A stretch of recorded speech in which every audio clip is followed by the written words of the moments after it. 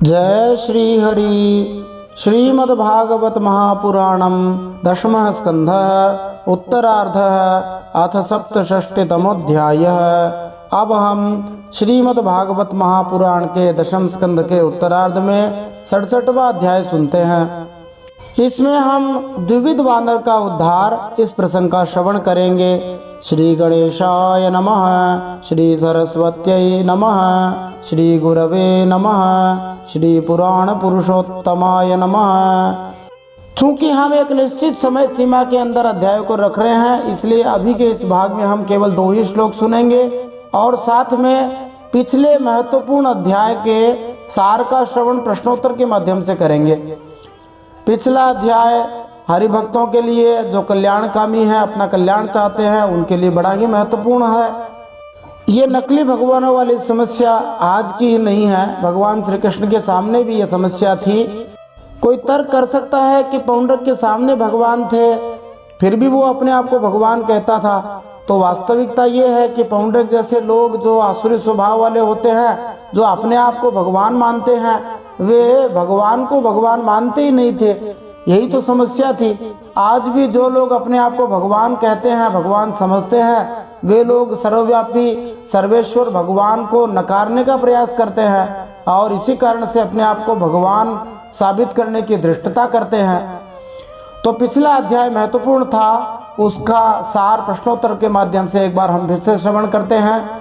पिछले दशम स्कंद के उत्तरार्ध के 66वें अध्याय में हमने जाना था कि किस तरह भगवान श्री कृष्ण काशी मणि बनारस गए, वहाँ पौंड्रक तथा काशीराज का वध किया, किस तरह सुदर्शन चक्र से असुर को हराया, किस तरह सुदक्षिण को मारा और काशी नगरी को भस्म किया। तो हमने पौंड्रक और काशीराज का उद्धार, अथवा दूसरे शब्दों में पौंड्रक जो छद्म वासुदेव था, नकली भगवान बना हुआ था, उसके प्रसंग का श्रवण किया था। तो ये जो पौंड्रक था, जो अपने आप को असली भगवान कहता था, ये करुष नामक देश का राजा था। यह करुष जो है, महाभारत में इसका वर्णन आया है। चेदी नामक जो राज्य था, जिसका राजा शिशुपाल था, उसके पड़ोस का ये बताया जाता है और वर्तमान में ये मध्य प्रदेश और छत्तीसगढ़ के आसपास की भूमि हो सकती है, जहाँ का ये राजा था। तो हुआ ये कि जब भगवान बलराम जी ब्रज गए हुए थे, तो कुछ मूर्ख अल्पज्ञों से प्रभावित होकर करुष का जो राजा था पौंड्रक, उसने अपने आप को वास्तविक वासुदेव घोषित कर दिया। तो इस वर्तमान कलयुग में हमें ऐसे अनेक पाखंडी लोग मिल जाएंगे जो अपने आप को भगवान घोषित करते हैं। ऐसे नकली भगवानों से हमें सावधान रहने की आवश्यकता है। मूर्ख लोग उसको बहकाया करते थे, आप ही असली वासुदेव हैं, आप ही संसार की रक्षा के लिए पृथ्वी पर अवतीर्ण हुए हैं। अब मूर्खों ने बहका दिया और बहक गया। जैसे बच्चे आपस में खेल खेलते समय किसी को राजा मान लेते हैं, कोई प्रजा बन जाता है, कोई कुछ बन जाता है, वैसे ही मंदबुद्धि अज्ञानी पौंड्रक ने भगवान श्री कृष्ण की लीला और रहस्य को तो समझा नहीं और अपने आप को भगवान घोषित कर दिया। द्वारका में भगवान के पास दूत भेज दिया। दूत भेजकर पौंड्रक ने भगवान को मानो चुनौती दी और कहा कि देखो, मैं अकेला ही वास्तविक भगवान हूँ। इसलिए असली भगवान को कहा, तुम इस पद पर अपना झूठा दावा और मेरे दिव्य प्रतीक सुदर्शन चक्र आदि को छोड़ दो, मेरी शरण ले लो तो मैं तुम्हें क्षमा कर सकता हूँ। और यदि तुम ऐसा नहीं करते हो, मेरी शरण में नहीं आते हो, तो आओ मेरे से युद्ध करो। अब उस दूत की मूर्खता भरी बातें सुनकर सभी सभासद लोग जोर जोर से हंसने लगे। भगवान ने नकली वासुदेव को चेतावनी पूर्वक एक संदेश दिया। ये जो स्वघोषित नकली भगवान हैं, उनके नाम पर भगवान श्री कृष्ण का महत्वपूर्ण संदेश है। कलयुग के लोगों के लिए विशेष रूप से बहुत ज्यादा प्रासंगिक है। और विशेष बात यह है कि जो कल्याण चाहता है, वो नक्कालों से सावधान रहे। देखो, जब कोई कंपनी वाला कोई सामान बनाता है और उसका नकली प्रोडक्ट कोई दूसरा बना लेता है, तब जो असली कंपनी का मालिक होता है वो कहता है, देखो हमारा असली सामान है, ये हमारा लोगो है, ये हमारा नाम है। नकालों से सावधान रहे। तो कलयुग के नकली भगवानों से सावधान करते हुए भगवान श्री कृष्ण उस नकली भगवान बने पौंड्रक को चेतावनी देते हैं और भगवान ने कहा, अरे मूर्ख, मैं अपने चक्र आदि यूं ही नहीं छोड़ूंगा, तेरे पर छोड़ूंगा, और तुझ पर ही नहीं, तेरे उन सब चेले चपाटियों पर छोड़ूंगा जिनके बहकाने से तू इस प्रकार बहक रहा है, अपने आप को भगवान समझ रहा है। उस समय तू कुत्तों के शरण होगा, कुत्ते देर को खा जाएंगे। भगवान ऐसी कड़वी भाषा का प्रयोग इसीलिए कर रहे हैं कि जो लोग पाखंड का प्रचार करके पाखंड का फैलाव करते हैं और लोगों को भगवान के भजन से अलग करते हैं, वो भगवान को कतई पसंद नहीं आता है। भगवान ऐसे लोगों से नाराज हो जाते हैं। भगवान श्री कृष्ण ने उस बहरूपीय पौंड्रक को दंड देने के लिए काशी की यात्रा करी। भगवान श्री कृष्ण को युद्ध के लिए तैयारी करते देखकर पौंड्रक भी अपनी सेना लेकर उनके सामने आ गया। साथ में उनका मित्र काशीराज पीछे पीछे रक्षक के रूप में आ गया। अब यहाँ पर देखो, श्री सुखदेव जी महाराज उस नकली पाखंडी भगवान का भी वर्णन कर रहे हैं। सुखदेव जी ने भागवत में कई बार भगवान श्री कृष्ण का, भगवान श्री विष्णु का ध्यान वर्णन किया है, और बार बार ध्यान वर्णन इसीलिए किया है ताकि उनका स्वरूप है वो हमारे हृदय में आ जाए। यहाँ पर नकली भगवान का वर्णन कर रहे हैं, और जब हम इस वर्णन को सुनेंगे तब हमें लगेगा कि अरे ये नकली भगवान का वर्णन हो रहा है या असली भगवान का वर्णन हो रहा है। तो सुखदेव जी ने वर्णन सुनाया। पौंड्रक ने भी भगवान श्री विष्णु की तरह शंख चक्र, तलवार, गदा, श्रीवत्स का चिन्ह आदि धारण कर रखे थे। वक्षस्थल पर बनावटी कौस्तुभ मणि और वनमाला लटक रही थी। रेशमी पीले वस्त्र जैसे भगवान श्री कृष्ण पहनते वैसे पहन रखे थे। रथ की ध्वजा पर गरुड़ का चिन्ह भी लगा रखा था। अरे ये तो भगवान श्री विष्णु जैसा ही स्वरूप है, परंतु सुखदेव जी ने कह दिया ये सारा वेश बनावटी है। कैसा बनावटी है? जैसे कोई अभिनेता हीरो होता है, रंगमंच पर, फिल्म में, ड्रामा में, रामलीला आदि में अभिनय करने के लिए आया हो। उसकी वेशभूषा देखकर लोग ऐसे ही सोचते हैं कि ये भगवान बना हुआ है। तो जहाँ तक भगवान की लीला लोगों का कल्याण करने के लिए दिखाई जाती है वो तो ठीक है, परंतु लोगों को बेवकूफ़ बनाने के लिए यदि कोई भगवान बने और अपने आप को भगवान घोषित करना चाहे तो ये गलत बात है। तो जब असली भगवान श्री कृष्ण ने मेकअप किए हुए नकली भगवान को देखा तो भगवान को हंसी आ गई कि देखो कैसे मूढ़ आसुरी लोग बैठे हैं जो लोगों को भगवान के भजन में लगाने के स्थान पर भगवान के भजन से अलग करते हैं और कहते हैं हमारा भजन करो। भगवान ने उस दुष्ट के साथ युद्ध किया और फिर से भगवान ने पौंड्रक को मारने से पहले एक कड़ा संदेश उसको दिया है। और न केवल पौंड्रक को ही भगवान ने संदेश दिया है, कलयुग के जितने भी नकली पाखंडी लोग हैं जो अपने आप को भगवान घोषित करते हैं उनके नाम भी चेतावनी भगवान ने जारी करी है। तो भगवान जो स्वघोषित ईश्वर है, सेल्फ डिक्लेयर्ड गॉड है, उनको और पौंड्रक को सभी को कड़ा संदेश देते हैं, साथ में दंड भी देते हैं। कलयुग में तो ऐसे ऐसे लोग हैं जो अपनी बात को ऊंचा रखने के लिए पता नहीं क्या क्या हेर फेर करते रहते हैं। जहाँ कबीरदास जी ने कहा, कबीरा सब जग निर्धना, धनवंता नहीं कोय, धनवंता सोई जानिए जाके राम नाम धन होए। तो जिन लोगों को गुरु बनने का शौक है वे लोग राम नाम धन होए के स्थान पर गुरु नाम धन होए इस दोहे का प्रचार करने लग गए और कहने लग गए तुम हमें ही भगवान मान लो, तुम हमारे ही नाम का जप शुरू कर दो। सबको इस बात को गंभीरता से समझना चाहिए। भगवान के बराबर भी कोई नहीं हो सकता है, फिर भगवान होने का तो प्रश्न ही नहीं उठता है। किसी को भी मूढ़ता के कारण भगवान बनने का प्रयास नहीं करना चाहिए। हम सबको भगवान का कड़ा संदेश है कि थोड़ी सी शक्ति आते ही जहाँ हम भगवान बनने की कोशिश करते हैं वहाँ हम हमारा पतन करना चाहते हैं और दूसरों को भी गड्ढे में गिराना चाहते हैं। हमें तो भगवान का भक्त बन जाना चाहिए, भगवान बनने की चेष्टा कतई नहीं करनी चाहिए। आज के लोगों का स्वभाव भी बड़ा विचित्र है, वे स्वयं कुछ साधन भजन करना नहीं चाहते हैं। जहाँ कहीं थोड़ा बहुत चमत्कार दिखाई दिया वहाँ उसके पीछे भागने लग जाते हैं और समझते हैं कि यही हमारा कल्याण कर देगा, जबकि वास्तविक जो संत महात्मा होते हैं वे इस बात को मजबूती से रखते हैं और कहते हैं कि देखो जैसे भोजन आपको स्वयं को करना है ऐसे भजन आपको स्वयं ही करना पड़ेगा। जब तक आप भगवान का भजन नहीं करेंगे तब तक आपका कल्याण हो ही नहीं सकता, चाहे जितने उपाय कर लो। दादू दयाल जी महाराज एक संत हुए, उन्होंने एक दोहा बड़ा सुंदर कहा, एक राम के नाम बिन जीव की जलन न जाए, दादू केते पचमुए कर कर कोटि उपाय। करोड़ों उपाय कर लिए परंतु भगवान के नाम के बिना, भगवान की शरण में गए बिना, भगवान के भजन के बिना हमारा कल्याण नहीं हो सकता है। तो हमें इस चेतावनी को गंभीरता से लेकर भगवान का भजन करना चाहिए। भगवान श्री कृष्ण ने पौंड्रक का अपने सुदर्शन चक्र से वध कर दिया और काशीराज का भी वध कर दिया। अब सुखदेव जी ने कहा कि ये जो पौंड्रक था इसको भगवान का भगवत धाम वैकुंठ धाम मिल गया और वहां इसको सारूप्य रूप मिल गया, भगवान श्री विष्णु जैसा स्वरूप शंख चक्र गदा पद्मों वाला मिल गया।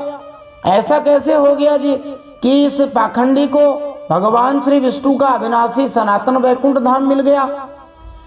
तो सुखदेव जी ने बताया कि किसी भी तरह भगवान का स्मरण करने से हमारा कल्याण हो सकता है, चाहे काम से, क्रोध से, लोभ से, द्वेष से, किसी भी भावना से भगवान का भजन किया जाए तो वह हमारा कल्याण कर सकता है। यह असुर सदा भगवान का बनावटी वेश धारण किए रहता था, इससे बार बार भगवान श्री विष्णु का ही स्मरण करता रहता था, अतः उसका कल्याण हो गया। तो यहाँ किसी के मन में प्रश्न आ सकता है कि भगवान से प्रेम करने वाले का भी कल्याण होता है और द्वेष करने वाले का भी कल्याण होता है, फिर भगवान से प्रेम क्यों किया जाए? भगवान से तो द्वेष किया जाए, झगड़ा किया जाए तो ही बढ़िया है।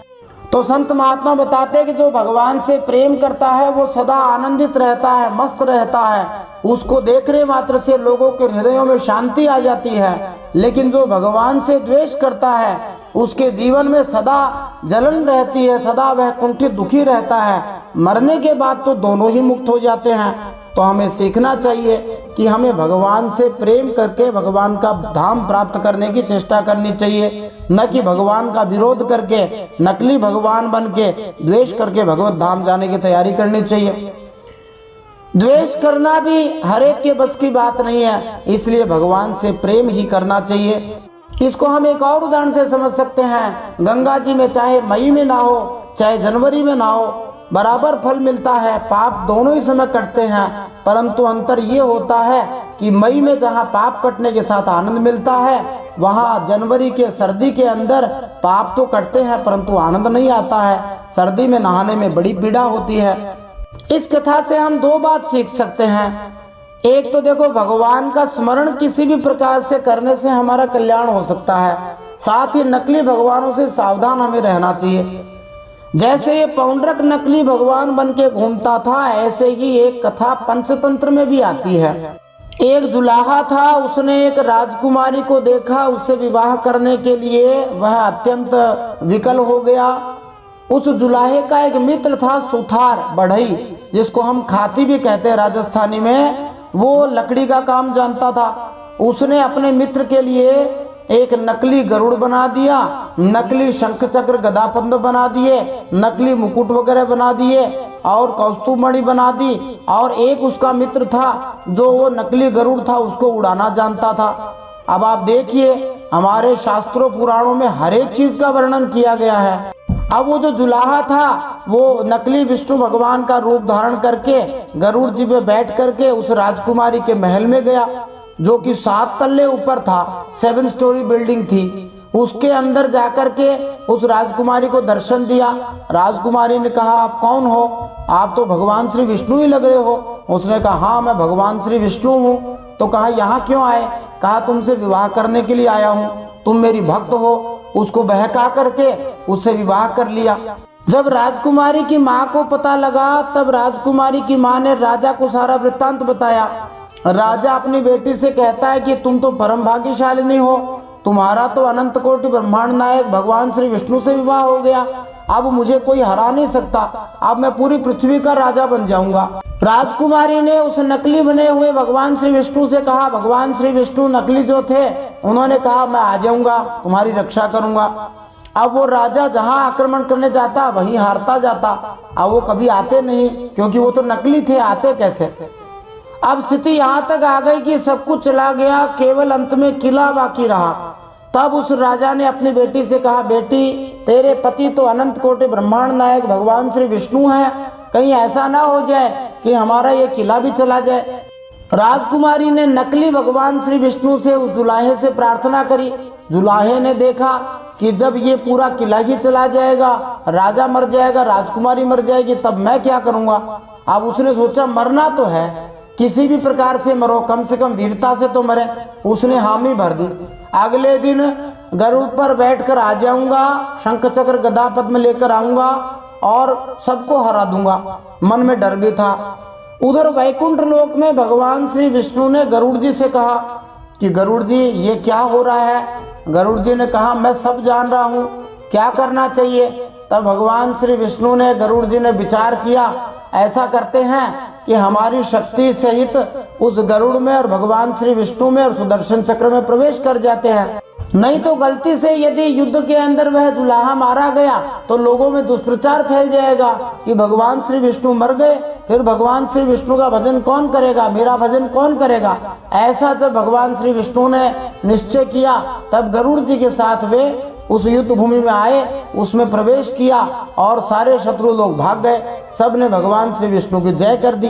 भले ही ये कथा पंचतंत्र में कल्पना के रूप में वर्णन की गई हो, परंतु इस कथा में बहुत सारी चीजें हैं जो हमें चेतावनी भी देती हैं और भगवान के स्मरण की महिमा का भी बखान करती हैं। उस जुलाहे ने केवल एक राजकुमारी से प्रेम करने के लिए भगवान श्री विष्णु का रूप धारण किया, तब भी भगवान ने बचाया। तो जो लोग भगवान का प्रेम से स्मरण करते हैं, भजन करते हैं, उनके बारे में तो क्या कहना। उधर जब भगवान श्री कृष्ण ने काशीराज का सिर काटा तो उसका सिर उसके नगर में उड़कर गिरा। जब उसकी रानियों आदि ने उस कटे हुए सिर को देखा तब वे बड़े दुखी हो गए। उस समय अपने पिता की मृत्यु का बदला लेने के लिए काशीराज का एक बेटा था जिसका नाम था सुदक्षिण। वह शिवजी की पूजा करने लगा ताकि वह अपने पिता के हत्यारों को नष्ट कर सके, भगवान श्री कृष्ण को मार सके। सुदक्षिण की पूजा से भगवान शंकर प्रसन्न हुए। भगवान शंकर से वरदान मांगा कि मेरे शत्रु कृष्ण का नाश हो जाए, ऐसी कोई चीज मुझे दो। भगवान शंकर ने बड़ी चतुराई से इस असुर भाव वाले सुदक्षिण को वरदान दिया। यद्यपि लोक में प्रसिद्ध है कि भगवान शंकर भोले भाले हैं, वे कुछ भी दे देते हैं, परंतु भगवान शंकर जो है यहाँ पर बड़ी चतुराई से वरदान देते हैं। तो वरदान देते हैं ऐसे जैसे आजकल की भाषा में कहते हैं टर्म्स एंड कंडीशंस अप्लाइड।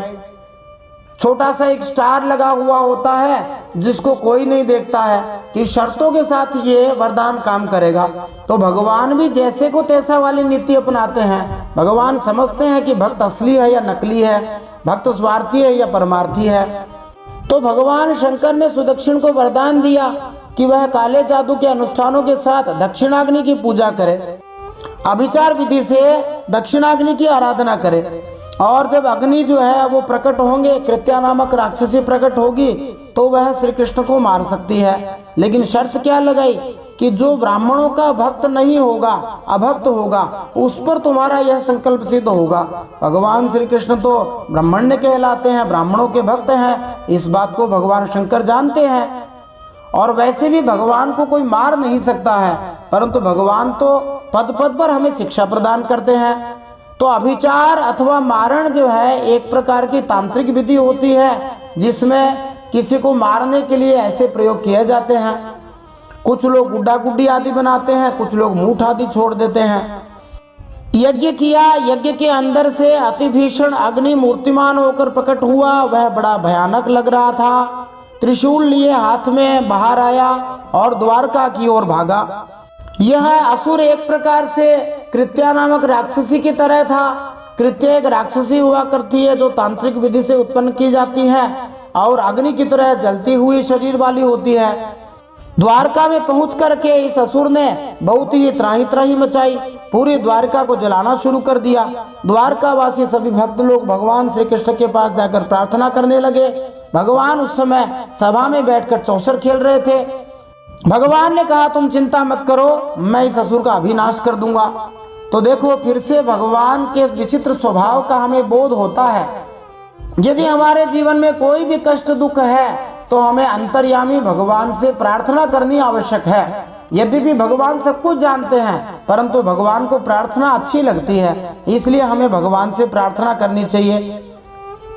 प्रार्थना करने से भगवान जो है वो हमारे कष्टों को अवश्य दूर कर देते हैं। भगवान ने दिखाया कि देखो ऐसे छोटे मोटे असुरों को मैं क्या समझता हूँ। भगवान चौसर खेलते हुए ही सुदर्शन चक्र महाराज को आज्ञा देते हैं कि जाओ और उस माहेश्वरी कृत्या का असुर का तुरंत नाश कर दो। सुदर्शन चक्र महाराज तुरंत गए और उस अग्नि असुर अथवा माहेश्वरी कृत्या का तुरंत ही नाश कर दिया। और नाश करने के बाद ऋत्विज आचार्यों के साथ सुदक्षिण को भी जला दिया, काशी को भी जला के भस्म कर दिया और वापस भगवान के पास आ गया। अब यहाँ पर फिर से देखो, जो भगवान का अनिष्ट करने की सोचते हैं वे लोग वैसा ही करते हैं जैसे कोई सूर्य की ओर देख के थूकना चाहे। सूर्य की ओर देख के कोई थूकेगा तो थूक उसी के ऊपर गिर जाएगा। तो भगवान का अनिष्ट कोई कर ही नहीं सकता। भगवान का अनिष्ट करने की किसी को सोचनी भी नहीं चाहिए। अब हम श्रीमद् भागवत महापुराण के दशम स्कंध के उत्तरार्ध के 67वें अध्याय के पहले भाग का श्रवण करते हैं, जिसमें हम केवल 2 ही श्लोक सुनेंगे और इनको सुनते हुए हम इन प्रश्नों के उत्तर प्राप्त कर सकते हैं। द्विविध कौन था, अथवा कहो द्विविध वानर कौन था? महान हरिभक्त होते हुए भी द्विविध वानर किस कारण से असुर हो गया था? हरिभक्तों के लिए एक महत्वपूर्ण संदेश है और साथ में हरिभक्तों को किस एक महान दोष से बचना आवश्यक है। आइए इन सब प्रश्नों के उत्तर जानने के लिए आज इस दशम स्कंद के उत्तरार्ध के 67वें अध्याय का पहला भाग सुनते हैं। जय श्री हरि। नारायणं नमस्कृत्य नरं चैव नरोत्तमं देवीं सरस्वतीं व्यासं ततो जयमुदीरयेत।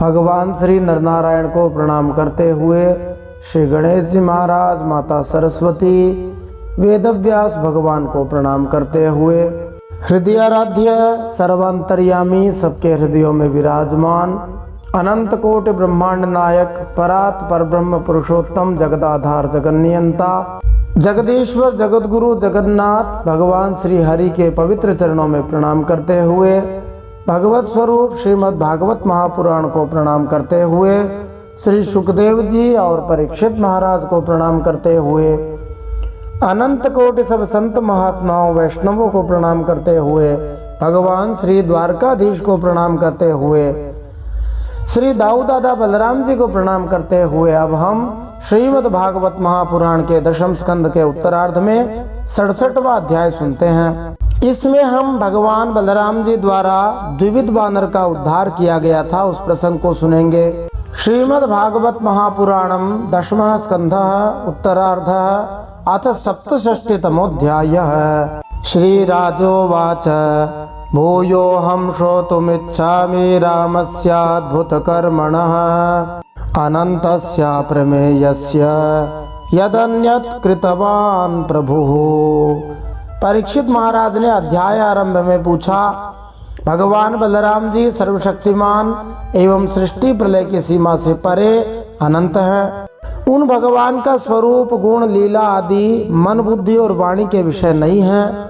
उनकी एक एक लीला लोक मर्यादा से विलक्षण है, अलौकिक है। उन्होंने और जो कुछ अद्भुत कर्म किए हों उन्हें मैं फिर सुनना चाहता हूँ। तब श्री सुखदेव जी ने उत्तर देना शुरू किया। श्री शुक उवाच नरकस्य सखा कश्चिद् द्विविधो नाम वानरः सुग्रीव सचिवः सोऽथ भ्राता महेन्द्रस्य वीर्यवान। श्री सुखदेव जी ने कहा, परीक्षित, द्विविध नाम का एक वानर था।